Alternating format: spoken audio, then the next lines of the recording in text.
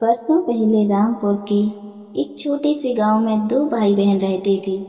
बड़ा भाई अर्जुन और छोटी बहन भोली थी। दोनों का रिश्ता इतना गहरा कि पूरा गांव उनकी मिसाल दिया करता था। माँ बाप का साया बचपन में ही उठ गया था।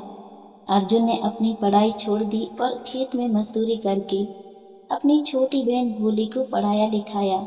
हर साल रक्षाबंधन पर भोली अपने हाथों से अपने भाई को राखी बांधती थी। भैया, यह सिर्फ धागा नहीं, मेरा विश्वास है। आप हमेशा मेरे साथ रहोगे ना? अर्जुन मुस्कुराकर जवाब देता।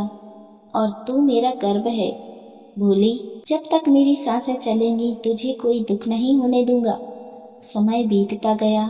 भोली पढ़ लिख कर एक अध्यापिका बन गई। उसका विवाह एक अच्छे परिवार में हो गया। अर्जुन आज भी गांव में रहकर खेत में मेहनत किया करता था। भोली हर साल अपने भाई के लिए राखी बांधने के लिए घर पर आया करती थी। लेकिन एक वर्ष ऐसा आया जिसने दोनों की कठिन परीक्षा ली थी। लगातार सूखा पड़ने के कारण अर्जुन पर बहुत कर्ज हो गया था। खेत बिकने की नौबत आ गई और उसने जिस किसी से भी मदद मांगी, किसी ने उसकी मदद नहीं की। वह नहीं चाहता था कि उसकी बहन परेशान हो, इसलिए उसने अपनी बहन को कुछ नहीं बताया था।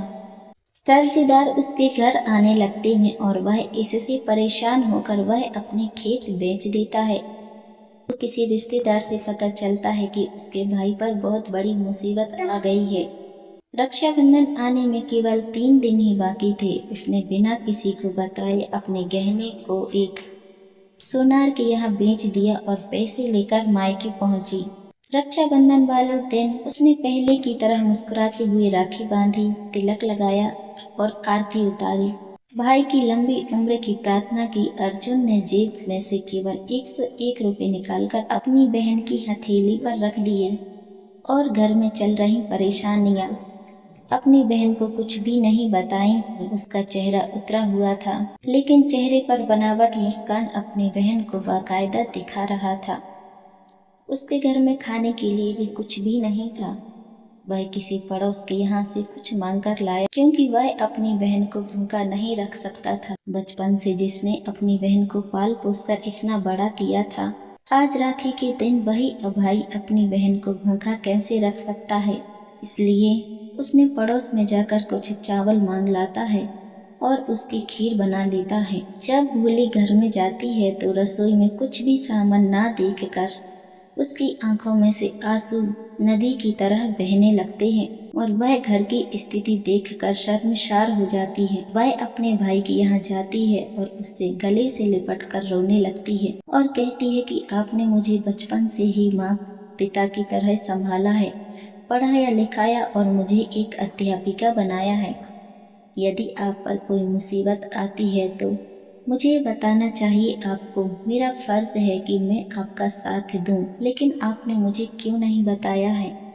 इतना कहते हुए वह रोने लगती है और साथ में उसके भाई की आंखों में से आंसू आने लगते हैं। उसका भाई कहता है कि मैं तुम्हें तकलीफ देना नहीं चाहता था, तुम्हें परेशान करना नहीं चाहता था, इसलिए मैंने तुम्हें कुछ भी नहीं बताया है। भोली हंसते हुए कहती है कि कौन कहता है कि भाई की रक्षा बहन नहीं कर सकती है, या बहन की रक्षा सिर्फ भाई करता है। सच्चे रिश्ते वही होते हैं जिसमें भाई बहन एक दूसरे की हमेशा रक्षा करते हैं, मदद करते हैं। ये लो पैसे।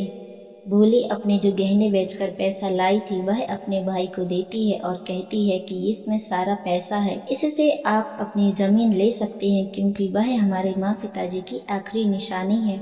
यदि जमीन ही चली जाएगी तो आप व्यवसाय और मजदूरी कैसे करेंगे? आप खेतों में किसानी कैसे करेंगे? क्या खाएंगे? मजदूरी के लिए हमेशा इधर उधर भटकना पड़ेगा।